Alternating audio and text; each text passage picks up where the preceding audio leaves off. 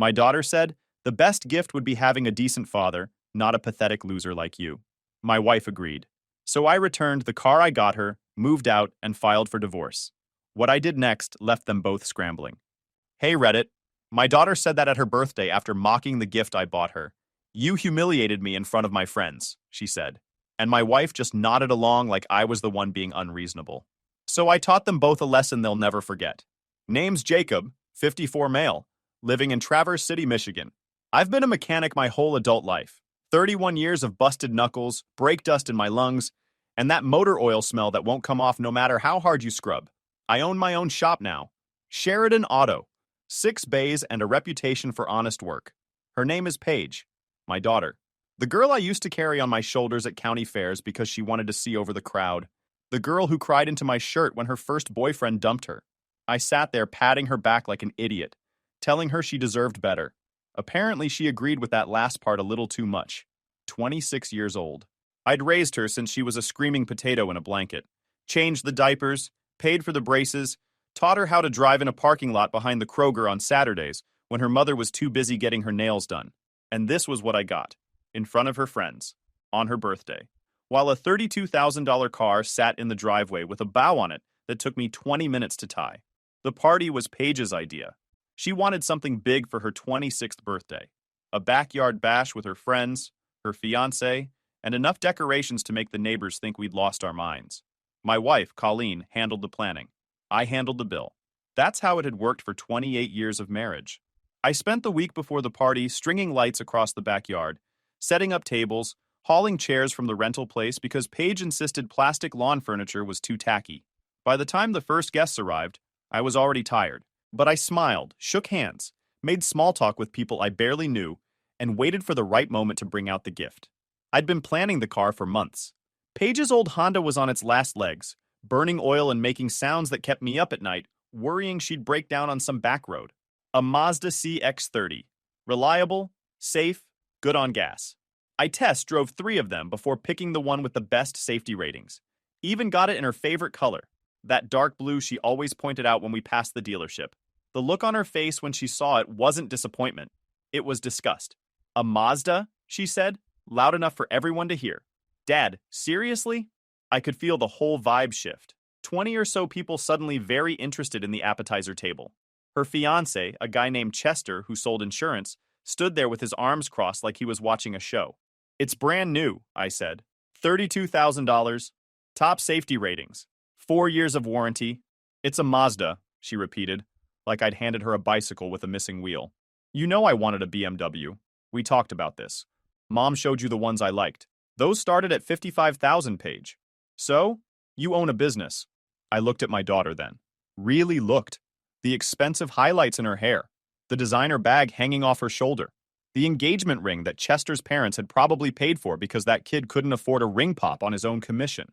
She'd never worked a job that left her sore at the end of the day. Never had to choose between fixing her car and paying rent. Never understood that money came from somewhere. From hours bent under hoods in a shop that hit 100 degrees in July. Then she dropped this bomb. "You know what?" she said, and I swear she glanced at her friends to make sure they were listening.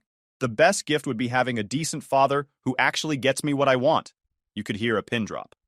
I turned to look at Colleen, standing by the back door with an iced tea in her hand. My wife of 28 years. Her expression said it all before she even opened her mouth. "You humiliated her in front of her friends with that pathetic car," Colleen said. "What did you expect?" I nodded once. Not because I agreed, because I finally understood something I'd been too stubborn to see for years. I wasn't a husband or a father anymore. I was an ATM with a pulse. "All right," I said. Paige's expression shifted. She'd been expecting an argument.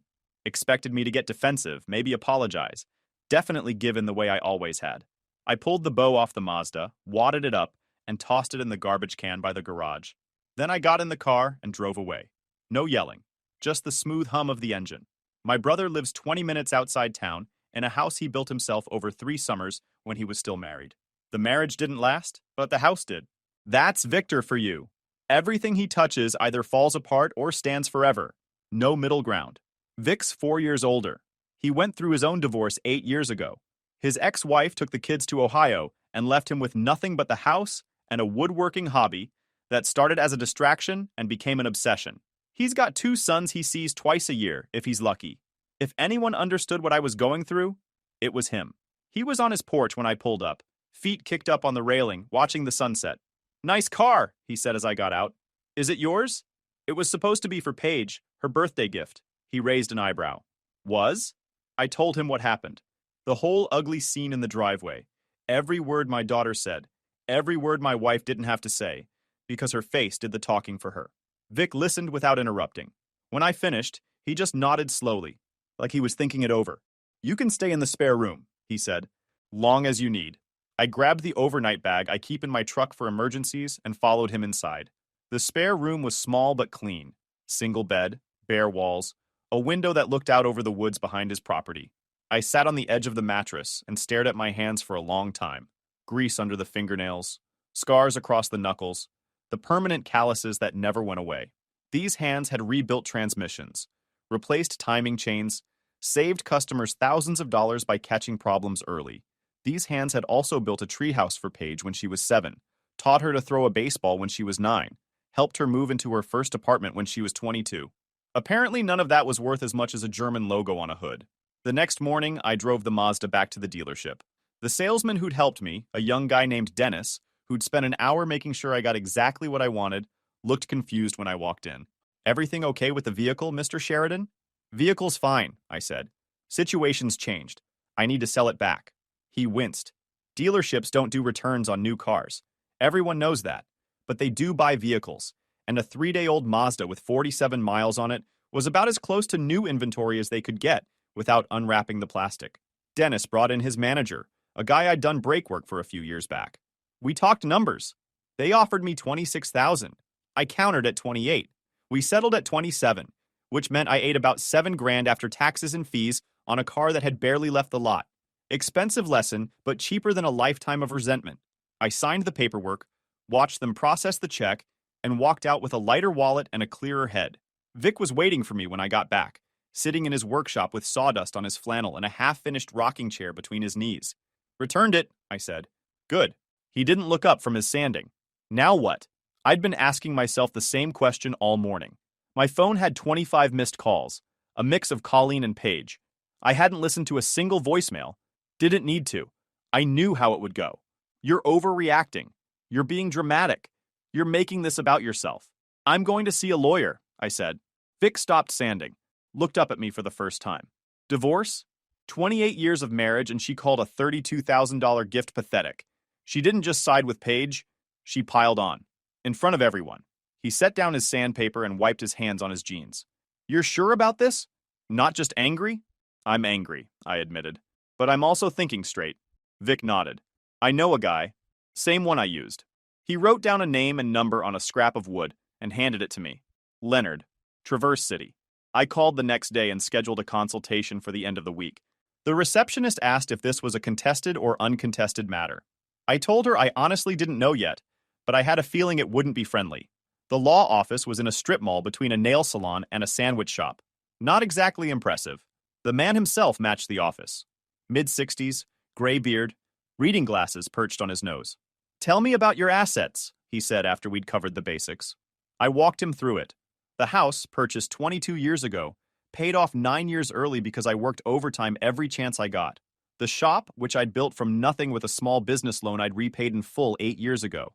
2 vehicles, retirement accounts, a savings account that I'd been quietly building for years without telling Colleen because she treated money like it grew on trees. Leonard took notes, asked questions, made sounds that could have been approval or concern. When I finished, he leaned back in his chair and studied me. "Michigan is an equitable distribution state," he said, "not community property. The court divides assets based on what's fair, not necessarily 50-50. What does that mean for me? It means we can argue that assets you brought into the marriage, assets you built independently, should weigh in your favor. Your business, for instance. Your wife's contribution to that business would be evaluated. She's never set foot in my shop except to complain about the smell." He almost smiled. "Document everything. The more records you have, the better your position." I'd been documenting everything for years, without even realizing it. Tax returns, business receipts, maintenance logs for every vehicle we'd owned. I'm a mechanic. Paperwork is half the job. Every repair gets written up. Every part gets a receipt. Every hour gets logged. That weekend, Vic helped me move the rest of my stuff out of the house. Colleen wasn't home. Paige's car was in the driveway, though. The old Honda I'd been worried about. Still burning oil. Still making sounds. Vic had borrowed a trailer from a friend, and we loaded it with everything that was clearly mine. Tools from the garage. The collection I'd been building since my first job at 17. The recliner my father had left me. Worn leather and creaky springs. Worth nothing to anyone except me. Boxes of photographs from before the marriage. We made 3 trips. The first one was the easy stuff. Things Colleen wouldn't notice missing. The second was harder. Items with shared history that I had to decide whether to fight for. The third was just me, walking through the house one last time. The garage hit me hardest. I'd spent hundreds of hours in that space, teaching Paige to change her oil, rebuilding carburetors on weekend projects, just existing in a place that felt like mine. The workbench was covered with tools I was leaving behind. Too big to move, too built into the house to take without a fight. "You okay?" Vic asked when I came out. "I will be." "You're really doing this," Vic said as we strapped down the last load. "Yup." He clapped me on the shoulder. "About time." The divorce papers were filed the following Monday. I had them served at the house while I knew Colleen would be home. The process server called me afterward to confirm delivery, her voice totally flat. "She seemed surprised," she said. I bet she was. Colleen's reaction came 3 days later, when she showed up at Vic's house unannounced. I was in the garage helping him finish the rocking chair when her car pulled into the driveway. The engine was running rough. I could hear the knock from 20 feet away. Probably needed new spark plugs and a fuel injector cleaning, but that wasn't my problem anymore. She got out looking like she hadn't slept. Hair messy, makeup smeared, the kind of disheveled that Colleen would never normally let anyone see. For a second, just a second, I felt something like guilt. Then I remembered the look on her face when she called a $32,000 gift pathetic. "You filed for divorce," she said. Not a question. Yep. Without even talking to me first. Talking takes 2 people who actually want to listen. You made it pretty clear whose side you were on. She crossed her arms, her go-to defensive move. "You're throwing away 28 years because of one bad night?" I set down the screwdriver I'd been holding and gave her my full attention. "One bad night? Colleen, it wasn't one bad night. It was 28 years of being taken for granted, topped off with you calling my gift pathetic and our daughter wishing she had a different father. In front of everyone. On her birthday. She didn't mean it like that." "Then how did she mean it?" She didn't have an answer. Vic had quietly disappeared into the house, giving us space. "I want the house," she finally said. "Paige and Chester are getting married next spring. We need the space for the wedding." I almost laughed. Showing up to haggle over real estate when the divorce papers weren't even dry yet. That took some nerve. "Leonard Voss is handling all that," I said. "Have your lawyer call him." "Leonard Voss?" Her eyes narrowed. "You're using Victor's divorce lawyer?" "Yup." "Jacob, this is crazy. We can work this out. You're just upset." "I'm not upset," I said, and I meant it. "I'm done." Big difference. She stared at me for a long moment, looking for something in my face. The old Jacob, maybe. The one who backed down, smoothed things over, wrote checks to make problems disappear. That guy was gone. "You're going to regret this," she said. "We'll see about that." She got back in her car and drove away, engine still knocking. I watched until she turned onto the main road, then went back inside to finish the rocking chair. Vic was in the kitchen, making coffee. "How'd that go?" "About like you'd expect." He handed me a mug. "You know she's going to fight dirty." "Counting on it." I took a sip. "Let her. I've got 31 years of records and a lawyer." The next few weeks were a blur of paperwork and preparation. Leonard Voss was worth every penny. He pulled records I didn't even know existed, tracked down documentation of every major purchase, every contribution to the household, every time I'd bailed Colleen out of a credit card hole she dug herself into. The picture that came together wasn't pretty. Over the years, I'd paid off more than $60,000 in credit card debt that Colleen had racked up. Department stores, online shopping, lunches and dinners that added up to hundreds a month. She'd been living beyond our means for years, and I'd been too focused on keeping the peace to call her out. Meanwhile, my business had been growing. Sheridan Auto went from 3 bays to 6, from 2 employees to 5. The shop was worth close to $400,000 now, built entirely on my reputation and my work. Colleen had never contributed a single hour. Leonard laid it all out in a spreadsheet that made my eyes water. Assets, liabilities, contributions, withdrawals. When I saw the numbers side by side, I felt sick. Not because of what I'd lost, but because of how long I'd let it go on. "This is strong," Leonard said, tapping the spreadsheet. Very strong. Your wife's counsel will probably push for mediation before trial. Let them push, I said. I'm not taking less than what's fair. The shop became where I lived, basically. I threw myself into work, taking every job that came through the door, staying late to catch up on paperwork, arriving early to prep the bays. My guys noticed the change but didn't say anything. There's something about engine work that clears your head when you don't want to think about your personal life. The focus it takes to track down a problem, trace a fault, fix something that was broken. Every car I got running again felt like a win when everything else was chaos. One week, I had a customer bring in an old Mustang that 3 other mechanics had given up on. Intermittent stalling. No clear cause, the kind of problem that makes you want to push the car into a lake. I spent 2 days on it, traced the issue to a hairline crack in a vacuum line that only opened up when the engine hit a certain temperature. The customer nearly cried when I handed him the keys. That felt good. Vic stopped by every Tuesday with lunch. It became our thing. He'd show up around noon with sandwiches from the deli down the street, and we'd eat in my office while he told me about his latest woodworking project, and I filled him in on the divorce. Colleen's lawyer is pushing hard on the house, I told him one Tuesday. Says she has a right to it as the family home. What's Leonard say? That we can counter. The mortgage was paid off with my income. Her name's on the deed, but she never put a dime toward the payments. Vic nodded. You still have records of all that? Every check, every bank statement, every payment confirmation going back 22 years. He grinned. That's my brother. Paige reached out a month into the proceedings. Not a call, not a visit. A text message. 4 words. This is your fault. My fault. I'd worked 60-hour weeks to give her everything she wanted.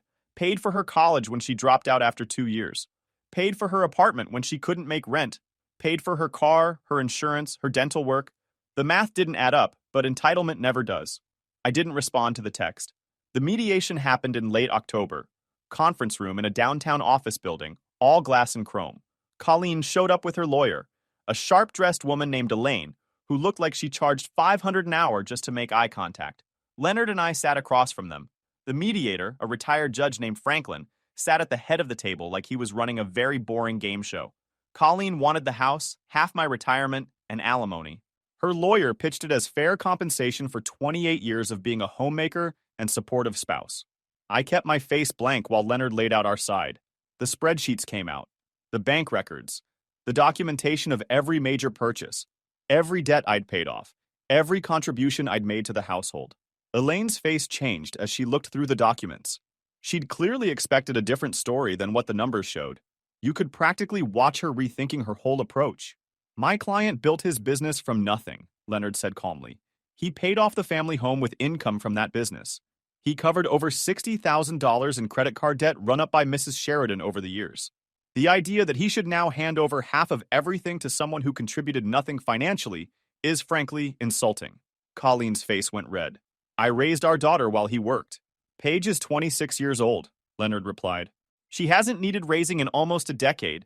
What have you contributed since then? The mediator called for a break. We stepped out into the hallway, and Leonard pulled me aside. They're going to come back with something more reasonable, he said. Elaine knows her case just took a hit. What do you think they'll offer? Probably the house in exchange for dropping the alimony. Maybe a smaller cut of retirement. I thought about it. The house where I'd lived for 22 years. Let them have the house, I said. I don't want it anymore. Leonard nodded. What about the business? Off limits. She doesn't touch the shop. When we went back in, Elaine presented a revised offer. The house, 30% of retirement, no alimony. Leonard countered with the house, 15% of retirement, and a clean break. They took it. Walking out of that building, I felt lighter than I had in years. The house was gone, but it had stopped feeling like home a long time ago. The money was manageable, and Sheridan Auto was still mine. Every wrench and lift and bay. Vic was waiting in the parking lot. He'd insisted on driving me. Well, he asked. It's done. House is hers. Shop is mine. He clapped me on the shoulder. Then let's go celebrate. I'll buy you dinner. Winter came early that year. First snow in mid-November. The kind that sticks around and makes everyone miserable. I moved into an apartment across town. A 2-bedroom with a view of the parking lot and neighbors who kept to themselves. I spent Thanksgiving at Vic's place. Just the 2 of us, eating sandwiches and watching football, because neither of us could cook a turkey without turning it into a biohazard. He'd finished the rocking chair and presented it to me like it was a trophy. Beautiful work, smooth finish, perfectly balanced. Oak, hand-selected from a lumberyard 3 hours away, because Vic doesn't do anything halfway. The joints were tight, the curves felt right, the whole thing was built to last generations. I put it on my balcony and sat in it every morning with my coffee. "You're getting philosophical in your old age," Vic said when he caught me out there one morning. "I'm learning to appreciate small things," I replied. Paige got married in March. I wasn't invited. Heard about it secondhand from a cousin who still talked to both sides of the family. Small ceremony, backyard venue, the same backyard where she told me I wasn't a decent father. Funny how that worked out. Chester's parents paid for everything, according to the cousin. The dress, the catering, the photographer. Colleen contributed the venue, which was really my contribution since I'd mowed that lawn for 22 years, but who was counting anymore? Besides me. I didn't send a gift. Didn't send a card. Just let the day pass like any other Tuesday. Spring brought some changes. The shop was busier than ever, word of mouth filling my bays with more work than my guys could handle. I hired 2 more mechanics, young guys fresh out of trade school, who reminded me of myself 30 years ago. Hungry, eager to learn, willing to put in the hours. I was building something new. Not just the business, but a life that wasn't all about people who didn't appreciate me. Joined a bowling league with Vic, which sounds lame until you realize it's just an excuse to hang out and throw heavy objects at wooden pins once a week. Our team was called the Spare Parts, which I thought was clever. We were terrible, consistently last place, but nobody cared. It was 2 hours every Thursday, where the only thing that mattered was knocking down pins and talking about nothing important. Started cooking for myself instead of eating takeout every night. Turns out I'm not bad at it when I actually try. It felt good making something with my hands that didn't involve engines or wrenches. Even adopted a dog from the shelter, a grumpy old mutt named Bruno, who'd been passed over by everyone looking for puppies. He was 8 years old and had the personality of a retired bouncer. The shelter lady said he'd been there 6 months and nobody wanted him. I signed the paperwork that afternoon. Bruno and I got each other. We'd both been left behind by people who wanted something newer, and we'd both decided that staying bitter about it was a waste of time. He didn't need much, just food, walks, and someone to sit with while the sun went down. I could do that. I'd spent decades doing more for people who appreciated it less. The binder idea came to me one night while I was going through old tax returns for the shop. I'd kept everything, every receipt, every statement, every record of every dollar that had flowed through my hands for the past 3 decades. Paige used to make fun of me for it, called me a hoarder, said normal people threw that stuff away. Normal people didn't end up needing proof that they'd spent a lifetime supporting ungrateful family members. Turns out my paranoia was actually preparation. I started putting it together, the same way I approached a complicated engine rebuild. Section by section, year by year. College tuition payments from when she enrolled. Then the refund I never got when she dropped out after 2 years because she decided school was boring. Apartment rent for the 3 different places she'd lived when she couldn't make ends meet. Car insurance premiums that I kept paying even after she was old enough to handle it herself. There were medical bills when she broke her arm skiing in college, a trip I'd also paid for. Credit card statements from when she maxed out her first card at 22 and I bailed her out. The dental work when she cracked a tooth and didn't have coverage. Emergency car repairs when she ignored warning lights until something actually broke. The numbers added up to just over $140,000. That's what I'd put into Paige beyond the basics of food, shelter, and clothing. $140,000, not counting inflation, not counting the interest I'd lost by emptying my savings over and over instead of letting it grow. I put it all in a black binder with tabs and labels. Set up like a case file. Just facts. On the cover, I wrote 3 words. What I gave. Vic saw it during one of his Tuesday visits.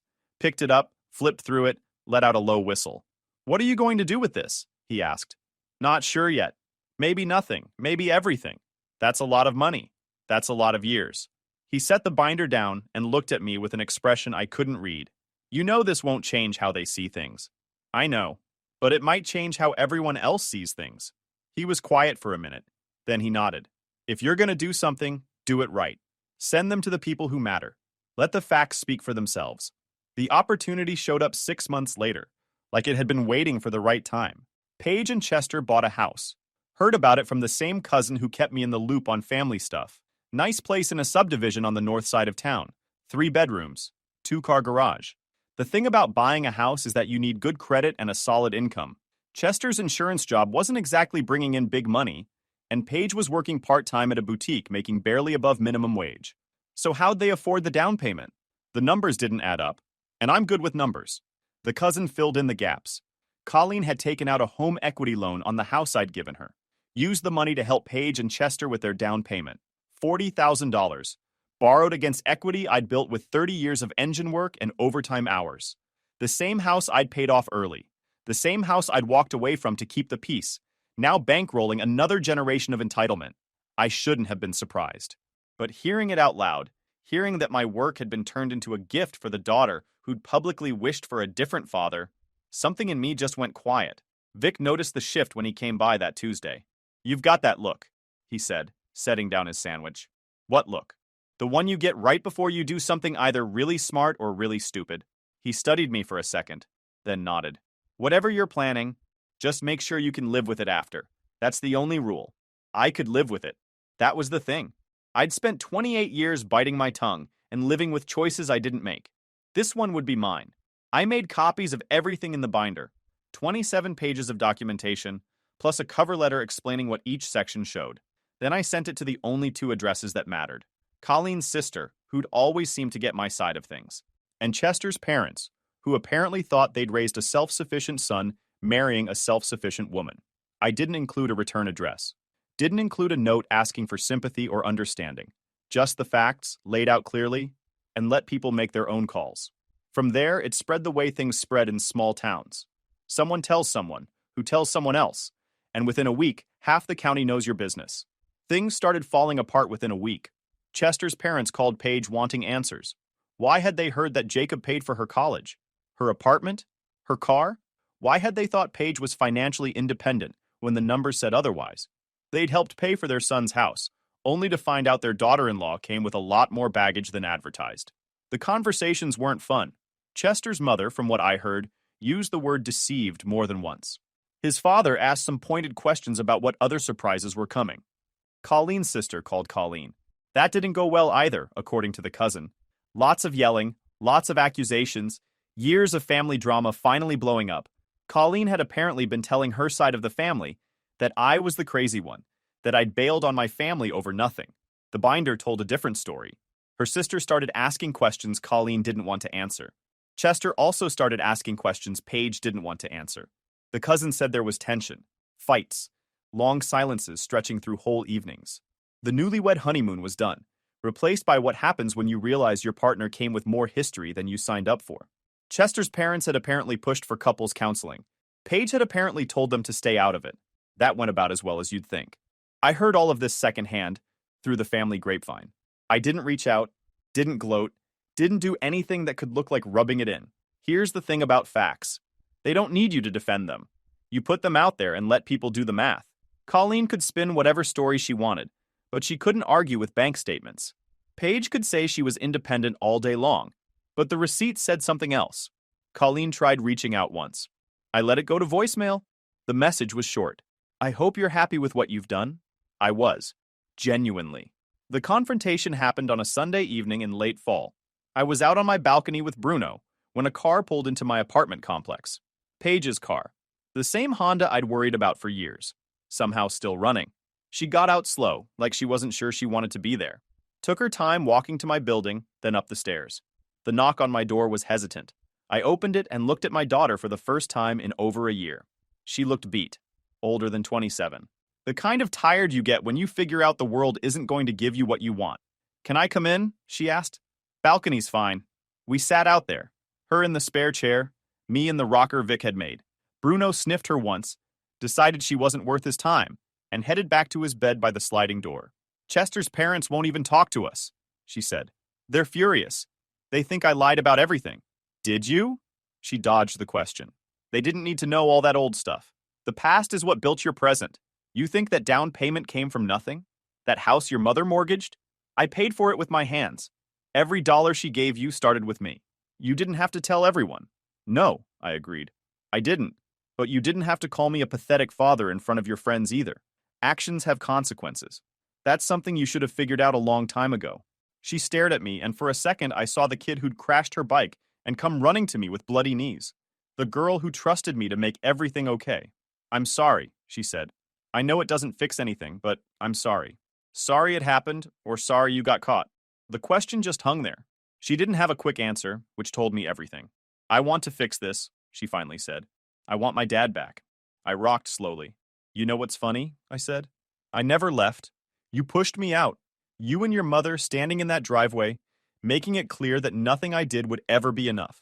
I gave you 26 years of my life, and you threw it back at me because I bought the wrong brand of car. I was stupid. I was spoiled. I get that now. Do you? Because there's a difference between knowing something and actually understanding it. You can know you hurt someone without getting why it mattered. She wiped at her eyes. What do you want me to do? Just tell me and I'll do it. I looked right at her. See, that's the whole problem. You want me to hand you a script, tell you how to act so everything goes back to how it was. But how it was? That was you taking and me giving until I had nothing left. Then what? You want to fix this? Earn it. Don't just show up with sorry and expect everything to be fine.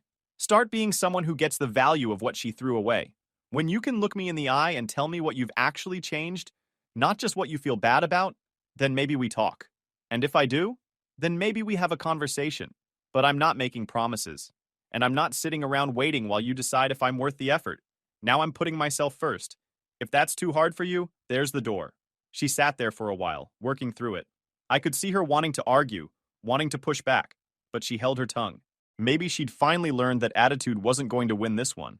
I'll try, she said quietly. Trying's a start. She left a few minutes later, head down. No hug, no big promises, none of the dramatic makeup scene I half expected. Just walked to her car and drove off. The engine still sounded rough. Probably would until she learned to take care of things herself. Bruno wandered back out and dropped at my feet. I scratched behind his ears and watched the last of the daylight fade. I didn't know if Paige would actually follow through. Didn't know if she had it in her to change the way real fixing things required. But that was on her now, not me. Guys, we are so close to hit 100,000 subscribers on this channel. If you are not subscribed to the channel, please consider subscribing. It really helps hit that 100,000 mark. Thanks for making this dream come true.